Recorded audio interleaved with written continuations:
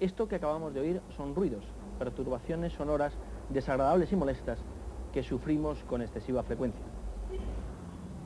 La contaminación acústica es menos evidente que la contaminación atmosférica. Quizá por ello la opinión pública carezca de la suficiente conciencia del problema de esta contaminación. Un sonido deja de ser sonido y se convierte en ruido cuando molesta a la persona que lo oye. Es una sensación subjetiva que depende incluso de las condiciones en que el receptor está oyendo este sonido. La música, que ya decía Napoleón que era el más sagrado de los ruidos, pues tenía razón que en un momento determinado nos puede molestar y para nosotros es ruido.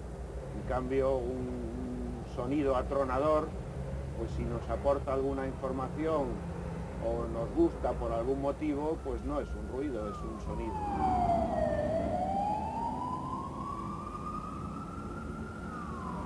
Los sibaritas, ojalá ciudad donde a mí me hubiese gustado, en Sibari, prohibieron a los caldereros y a los trabajadores del metal que lo manejasen en la ciudad porque les provocaba grandes trastornos. Y de ahí pasamos a Plinio, el Viejo, que prohibió y se dio cuenta perfectamente que en las cataratas del Nilo todos los habitantes padecían del oído. Y de ahí a los caldereros del año 1800, que ya era una enfermedad profesional, y posteriormente a ellos están los que manejan los helicópteros. Fundamentalmente peligroso para el oído puede ser cuando alcanza niveles elevados, mayores de 90 decibelios A, por ejemplo, se recibe durante gran cantidad de tiempo, 8 horas al día, 5 días a la semana. A partir de ahí puede haber riesgo para el órgano de la audición. Por debajo de esos niveles normalmente se supone que el ruido es únicamente molesto, pero por ejemplo, pues si nos impide el sueño, si nos impide el descanso, pues puede afectar a la salud de las personas. La onda sonora, por la intensidad es excesiva, va a pasar desde el oído, tímpano, la caja media y va a llegar al órgano coclear. El órgano coclear principalmente son las cilias, el órgano nervioso por excelencia dentro de la audición, cuyo deterioro va a ser provocado por el ruido y vendrán lesiones histoquímicas, necrosis, vacuolizaciones, en fin, todas las lesiones que en anatomía patológica produce una alteración fuerte, intensa, las enfermedades.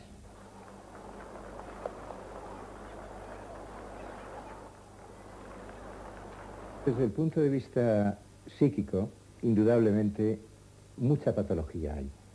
Desde la que padece la juventud de forma colectiva, debido al gran ruido existente en las discotecas, y ya sabemos que gran parte de la población juvenil acude a ellas, y ahí va combinado con la intensidad de la luz, hasta los ruidos laborales, que también producen cantidad de neurosis de tipo fóbico, y también enfermedades de características hereditarias, como pueden ser las jaquecas. En ese sentido es sabido que los jaquecosos clásicos, tipo hemicránea y oftálmica, tienen una gran aversión a la luz, en sus crisis más también a los ruidos, va combinado.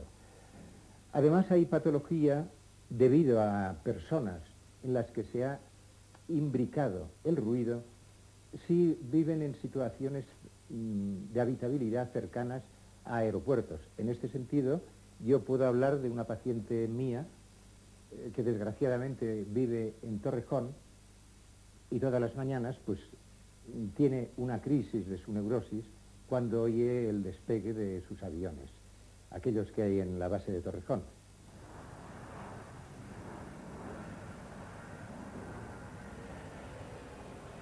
Las estadísticas sanitarias atribuyen al ruido la quinta parte de los internamientos psiquiátricos.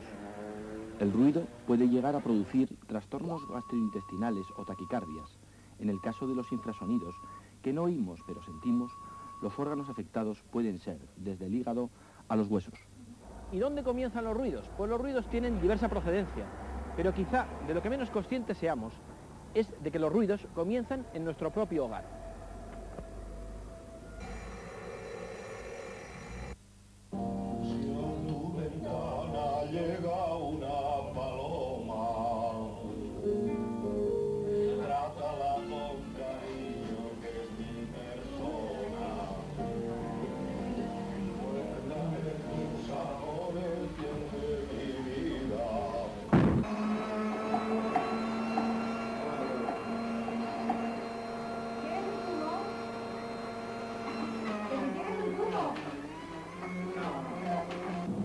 No es extraño que algunas marcas de lavadoras estén hoy basando sus anuncios precisamente en la ausencia de ruido, en procesos de lavado y centrifugado silenciosos.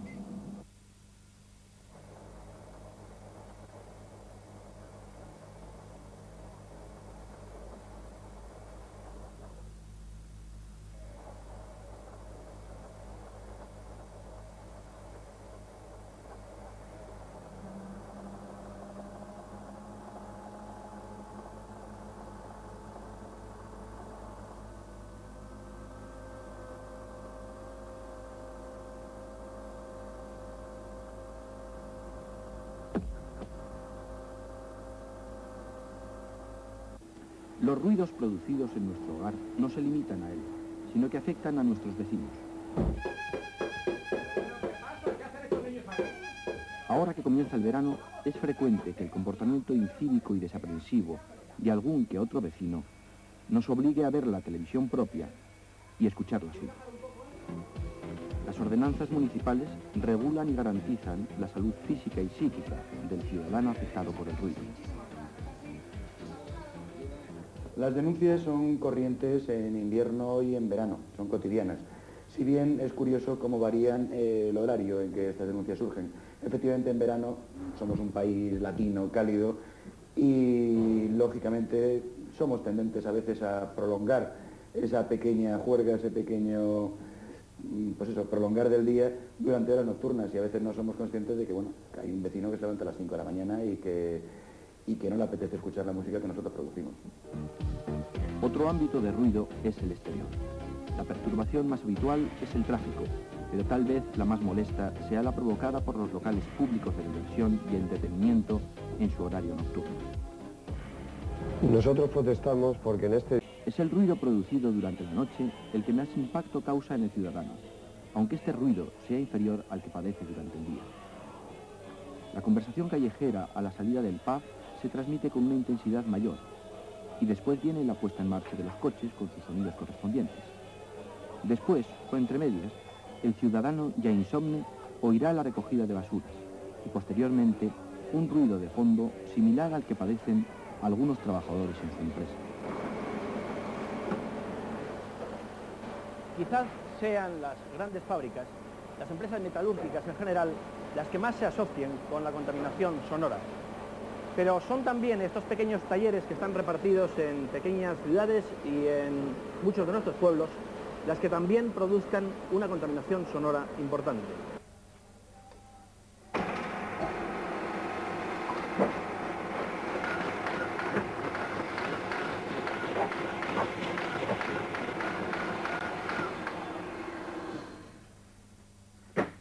Estos son los ruidos con los que habitualmente trabajo y aunque los oigo a diario, me cuesta habituarme un poquillo a ellos. ¿Cuál es la labor en el campo del ruido laboral? El objetivo del instituto es controlar los riesgos que pueda haber en el mundo del trabajo y eliminar sus consecuencias nocivas para la salud. En el caso del ruido, que es el agente contaminante más extendido, lo que hace es valorar los niveles de ruido que hay en los puestos de trabajo y emitir informes que asesore a la empresa en la forma de corregirlo. Cuando termina su trabajo y sale de estos ruidos, ¿le cuesta acoplarse al silencio exterior? Normalmente sí, porque parece que cuando salgo de aquí el ruido lo tengo interior en los oídos, entonces me cuesta un poquito. La mejor medida para proteger a los trabajadores de la exposición al ruido es en el origen. es decir, no instalar una maquinaria que pueda provocar un nivel de ruido excesivo, porque evidentemente una vez que entre en funcionamiento estará afectando a la salud del trabajador que la maneja. Además es el procedimiento más económico, eliminar el riesgo en el origen. Pero si la maquinaria o el proceso productivo está en marcha y está produciendo unos niveles de ruido que pueden ser perjudiciales, existen evidentemente una serie de sistemas o de principios para eliminarlos, que no son comunes a todos, pero los principios sí. Como por ejemplo, intentar amortiguar la maquinaria, instalarla de forma que vibre lo menos posible, por consiguiente emita poco ruido. O si se trata de planchas metálicas, eliminar su superficie de vibración o protegerlas con material aislante, enclaustrando también la maquinaria que origina ese ruido y en último extremo protegiendo al propio trabajador mediante equipos de protección homologados. Por encima de todos los ruidos, el tráfico es el mayor caballo de batalla en la contaminación acústica. España es el país que tiene el tráfico más ruidoso de Europa y el segundo del mundo. El 74% de los españoles nos encontramos sometidos a niveles de ruido de tráfico por encima de los 55 decibelios. La OCDE recomienda no sobrepasar la cifra de 70 decibelios, pero en las grandes ciudades este nivel de ruido se supera ampliamente en muchas zonas. El mal estado del parque automovilístico, la excesiva circulación rodada y las pitadas contribuyen a ello. Por si fuera poco, no falta el aparcamiento en doble fila y las continuas llamadas al propietario de turno para que deje salir.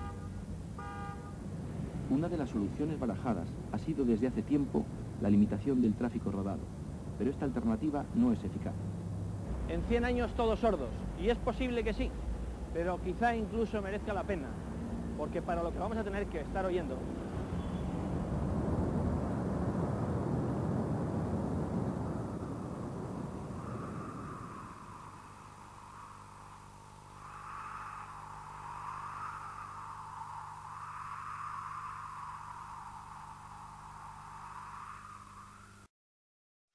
Consejos del programa Ciudad 21. Guía práctica para reducir el ruido. El exceso de ruido provoca alteraciones fisiológicas y psicológicas como la pérdida de audición, la alteración del sueño o la irritabilidad. La principal causa es la actividad humana.